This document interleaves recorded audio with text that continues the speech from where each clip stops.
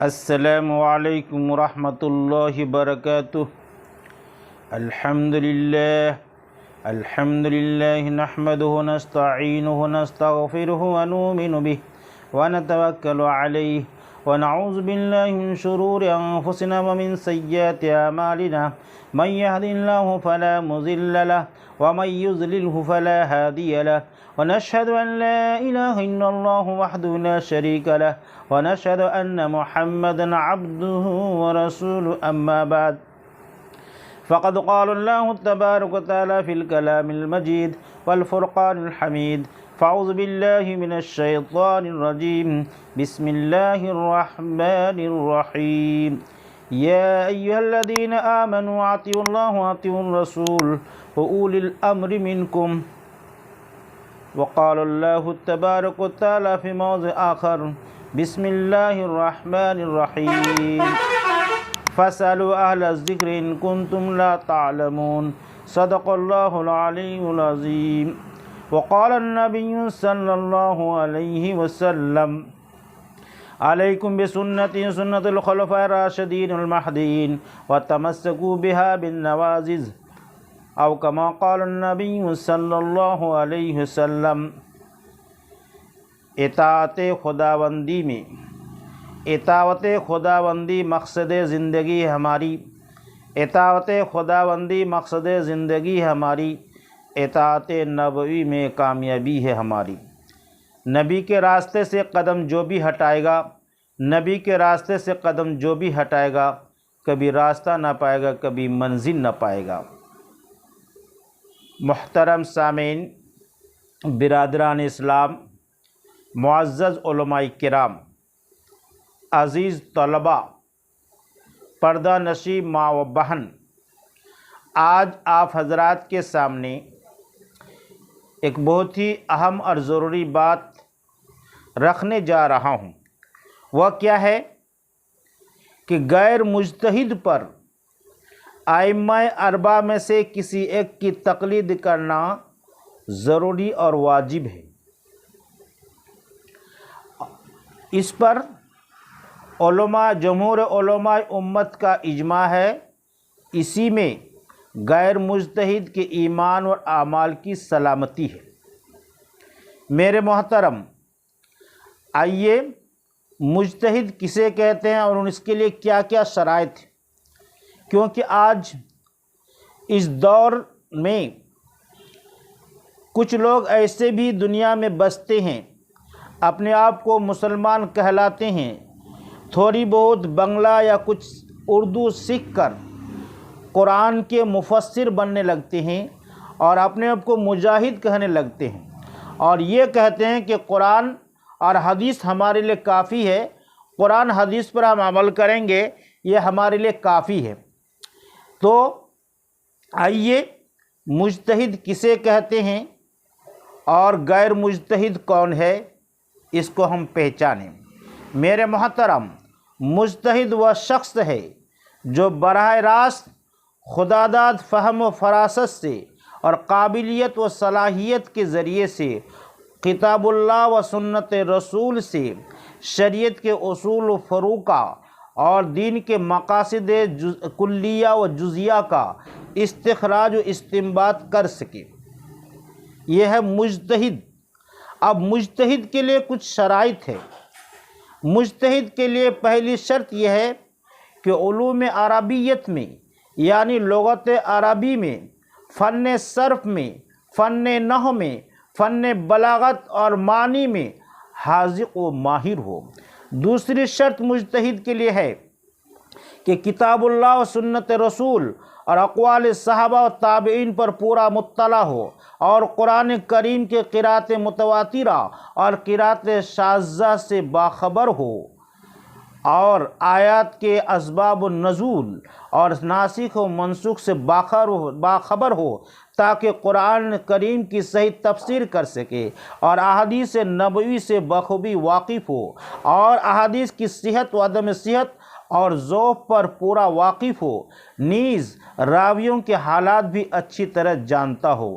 دوسری شرط مجاہد کے لیے ہے کہ من جانب اللہ، نور ایمانی سے اس کو خاص حصہ ملا ہو، اور ذہانت و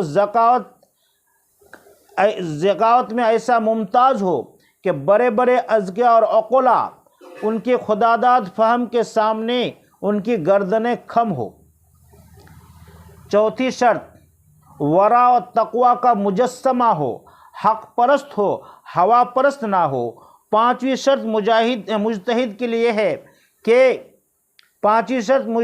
لیے ہے کہ اجتہاد استنباط کے طریقوں سے واقف ہو۔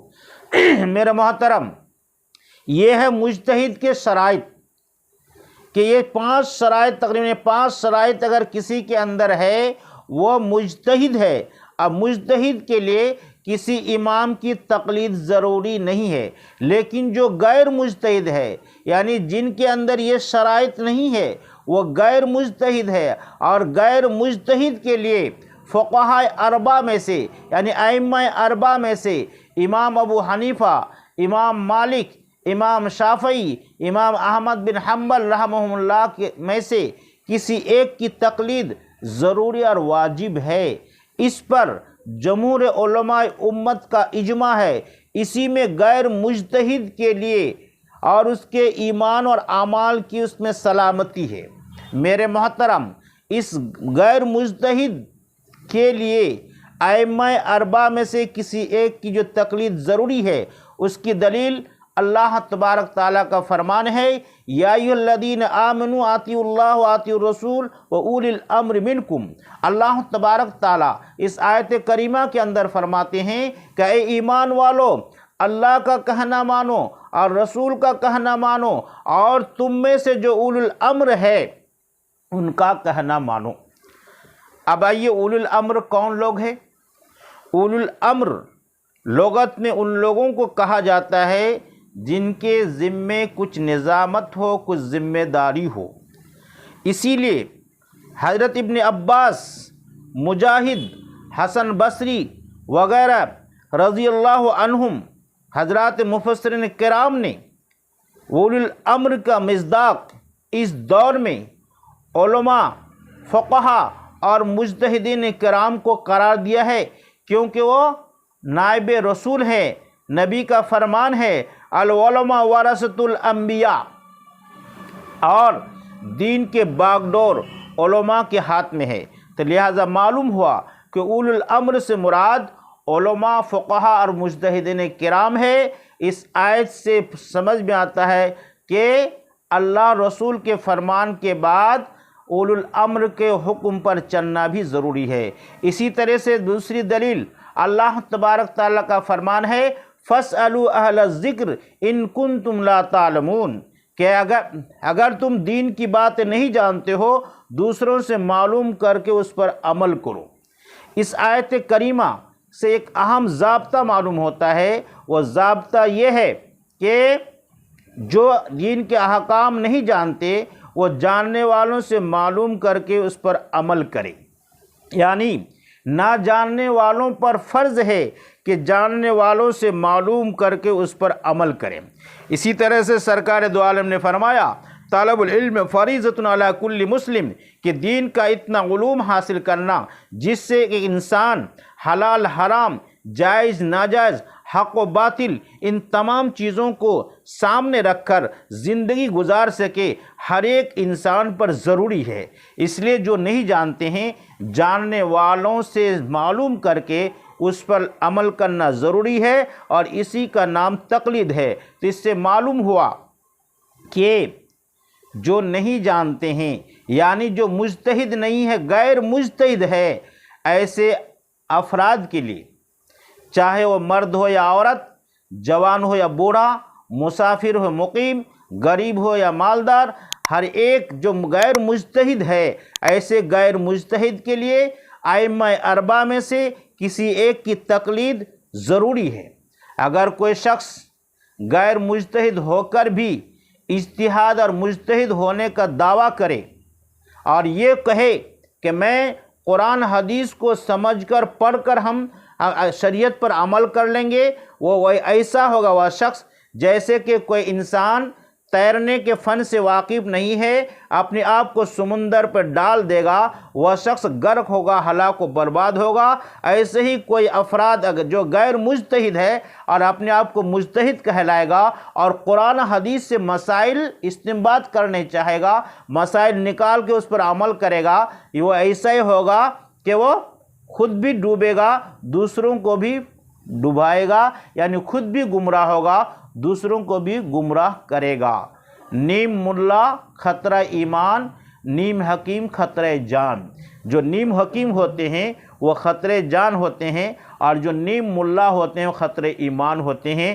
اس لیے جو مجتہد نہیں ہے اس کے لیے اجتہاد کر کے عمل کرے گا ایسا ہو نہیں سکتا ہے۔